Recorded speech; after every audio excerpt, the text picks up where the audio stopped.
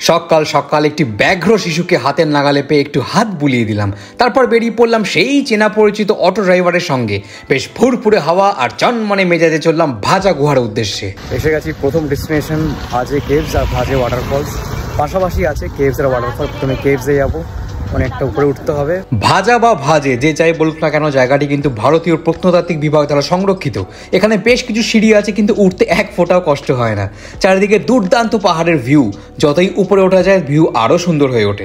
25 টাকা দিয়ে টিকিট কেটে ভাজ মেরে ঢুকে বললাম ভাজে কেভসে। এবার একটু জ্ঞান দেবো।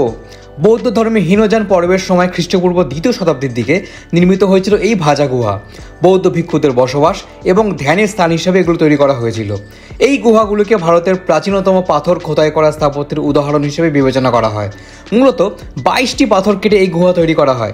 সবুজ উপত্যকা এবং জলপ্রপাতের মনোরম দৃশ্য দ্বারা বেষ্টিত এই শান্ত পরিবেশ ইতিহাস প্রেমী এবং প্রকৃতি প্রেমীদের জন্য একটি দুর্দান্ত স্থান করে তোলে। আমি এখন আছি ভাজে কেভস বা ভাজা কেভস। এটা কিন্তু তেলে বা ঘিয়ে বা বাটারে ভাজা নয়, এটাকে ভাজেও বলে ভাজাও বলে। আমি ভাজা বললে কেমন একটা বাঙালি শোনায়, তাই ভাজে কেভসই বলছি। খুব সুন্দর পাহাড়ে কোলে বানানো কেভ, অনেক পুরোনো দেখে মনে হচ্ছে। কেভ দেখতে এসে বৃষ্টি নেমে গেছে আর আমি কেভের মধ্যে ঢুকে গেছি। বর্ষাকালে ওয়েস্টার্ন ঘাট মানে বৃষ্টিতে ভেজা আর প্রকৃতিকে উপভোগ করা। পাহাড়ের গায়ে এই ছোট ছোট গুহায় বৌদ্ধ ভিক্ষুকরা বসবাস করতেন। এমন একটা জায়গা থাকতে পারলে কিন্তু দারুণ লাগবে, তাই না? পাশেই বয়ে চলেছে অবিশ্রান্ত জলপ্রপাত। ভাজে গুহাগুলির স্থাপত্য এবং ভাস্কর্য বেশ উল্লেখযোগ্য। ঠিক যেমন এখানে একদিকে দেখা যায় সূর্য দেবতাকে আর অপর দিকে দেখা যায় ইন্দ্রদেবকে। বৌদ্ধ ভিক্ষুকরা কি আমার মতোই পাথর বেয়ে উঠে নিজেদের ঘরে যেতেন? খুবই কঠিন জীবন, মানতেই হবে। বিশেষত বর্ষাকালে পা পিছলে যাওয়ার প্রবল সম্ভাবনা আছে বই কি। এই স্মৃতিস্তম্ভের একটি উল্লেখযোগ্য অংশ হলো 14টি স্তূপের একটি দল, যার মধ্যে 5টি ভেতর এবং 9টি বাইরে অবস্থিত। স্তূপগুলিতে মৃত আবাসী সন্ন্যাসীর ধ্বংসাবশেষ সংরক্ষিত আছে। প্রাচীন ভারতীয় ইতিহাসে শিল্প এবং ধর্ম কিভাবে গভীরভাবে পরস্পর সংযুক্ত ছিল তার একটি চমৎকার প্রতিনিধিত্ব এই স্থানটি।